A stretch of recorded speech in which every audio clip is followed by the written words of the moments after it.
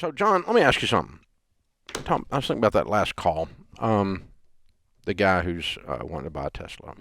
But, I mean, and I've talked to people. I remember I had a guy that he had this classic, oh, man, it was like late 60s truck, and it was perfect. Antique truck. And he was a truck driver, and he drove over the road 5 days a week.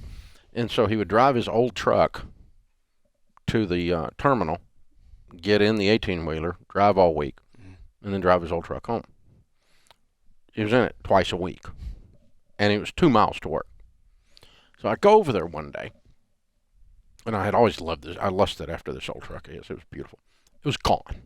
He had traded it for a brand new $30,000 Ford pickup. And I'm like, dude, why did you buy? And he financed it, of course. I'm ready to kill him. I'm like, what? Why did you buy a $30,000 pickup? Gas mileage was killing me. 4 miles a week. 2 over, 2 back. For a truck payment, by the way. And he traded it for, I mean, there's no possible mathematical equation, But isn't it weird how, we in sales, we used to say people buy emotionally and they justify intellectually. So there's that wasn't a fear-based thing. That guy was not in a panic. He was not having the world's coming to an end and you're not going to be able to get a Tesla thing. Right. He had not worked himself up into watching too much of CNN and he's lost his dadgum mind or something. It was not that. He just got truck fever. He just got a Jones for a truck. He saw something that he wanted, and he backfilled an argument. He went searching for an argument that validated his point. He found one. And it didn't. But in his head, all he was looking for is... But that's different than the flight or flight thing shutting down your critical thinking skills. No, that's when you go searching for a problem that backs up your answer. I need a new truck. It's like Jeopardy. Yeah. I need to state the question. Yeah, I like that. As the answer to the... Right. I already know the answer, and I got to state the question. Yeah. So when we go looking for things in the world, there's a great famous quote there, whatever you go looking for in the world, you will surely find it. Mm-hmm. And so we do that with people we don't like. We do that with people we're angry with. We do that with people that we love, right? People stay in toxic relationships because I'm just going to only focus on the good stuff, and you'll talk to them and they'll say, well, yeah, he's only cheated on me 4 times and he doesn't hit me anymore, and your mouth's dropping open. But I've decided I'm only going to look for this. I'm not going to look at the full picture. Same with, I want a new truck. I just look at that brand new truck. I can't afford that new truck. And then you start thinking, well, what about this truck do I not like? Well, this gas mileage is killing, and now I've painted a picture that's going to backfill the outcome that I want, right? Yeah, but we do it all the time. And that guy might have done that instead of panic. Do you think the Tesla guy? Potentially. Usually when somebody comes home and starts laying out a case I really like this Tesla. I think it's really cool. And so now I'm going to backfill the answer and go, well, the world's coming to an end. You're not going to be able to get a Tesla because the lithium and the batteries. There's a possibility. The slave labor children aren't able to get enough lithium out of the mines, and so we're not going to be able to have batteries. There's a possibility. Yeah. More realistically, though, they start beautiful minding it, and they will look at this data point and this data point and that one. They'll string them together and create a picture that's not true, but that feels right, and it justifies this panicked response. We got to do something right now. Yeah. And then you have this poor wife who's just going to school, the working irony full is time. The guy in the movie with a beautiful mind's mind was not that beautiful. No, that's the irony. That's right. I mean, it's he was crazier than a bean. He's struggling, man. But you start pulling together disparate data points to paint whatever picture you want, right? Yeah. And that's turn off the electronics sometimes. Just stop. Yeah. Well, and it is a little bit of affluenza.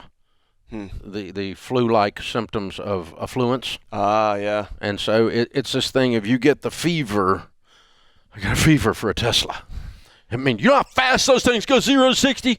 Yeah, well, but there's battery shortages, so the stuff that's happening in the world, and then you just get stupid. Right. And every one of us do. I catch myself doing it. Yeah. At different times in my life, but it's just an interesting dichotomy to me because personal finance is 80% behavior, people. It's only 20% head knowledge. I did it with a guitar. So you have recently. to learn to deal with the idiot in your mirror to ever have any freaking money. I did it with a guitar recently. I have a guitar I've coveted for years. Somebody I work with, Cody back here, says, "Oh man, I'm just about to sell mine." I said, "Well, of course I've got to see it." So he brings it up to the office, and me and James have a cool little band, and we're And Blake, now you're really coveting. and You've gone full into biblical it coveting. Plays better than I could have imagined. Oh yeah. And I'm thinking, why do I need another guitar that costs this much for once a year when I actually pull it all out and play? And how am I? You know what I mean? So it just I began to backfill. I can create an argument for this, and at the end of the day, I have no need for this at all. None. Zero. None. You walked away. Walked away. Well, James has it now. I sold it to James, He so I can play it anytime I want, and he has the car. You know what? I haven't bought it yet either. Yeah. But yeah, it's we do it all the time, and that's when. Well, when the thing about affluenza is that the more inputs you have on your computer, the more hours you spend on your computer, the more hours you spend in front of any screen, television or otherwise, the more advertising that happens. And you're getting about 4,000 to 6,000 ads a day. Wow. If you're a typical consumer of television and computer time. And if you add to that only hanging out with people who think like you and won't, or at least don't love you enough to go, that's the stupidest thing I ever heard. Mm-hmm. If you don't have those people in your life, you just have a bunch of yes people around you. Yeah, bro, people in your life. Yeah, bro. Then you're just going to continue to reinforce what this happens stuff. right before you do something really stupid. Yeah. Bro. So it's Use all the of it, surfer right? language. Yeah. It's just being able to back out of that. That's why it's something so simple like having a budget. Yeah. It just says, You gotta okay, have something that are facts that hold you accountable. that hold to you something. accountable. That's right. And it doesn't have to be some friend that knocks you upside the head, but it wouldn't hurt. Yeah. But you got a little piece of paper here that says, when my brain was working, This is what we agreed on. this is what we agreed on. Right. Oh, and if it doesn't align with that, then possibly I need to back up. My brain might not be working. Is there a gap between impulse and action? Yeah. And that's what a budget gives you. That's what a friend gives you. That's what a good spouse gives you. That's what taking a walk around the block gets you. Is there a space between... wait overnight. Or in that guy's case a minute ago, he's got a good wife. Yeah. Who's saying, did you lose your mind, by the way? We just spent all this Would time you just paying off would you go everything. find that brain? You left it outside on the sidewalk, I think. That's exactly And right. you got to call each other out on it. And you go, that just doesn't make sense. And if you know yourself like I know myself, I put barriers between me and, right? Yeah.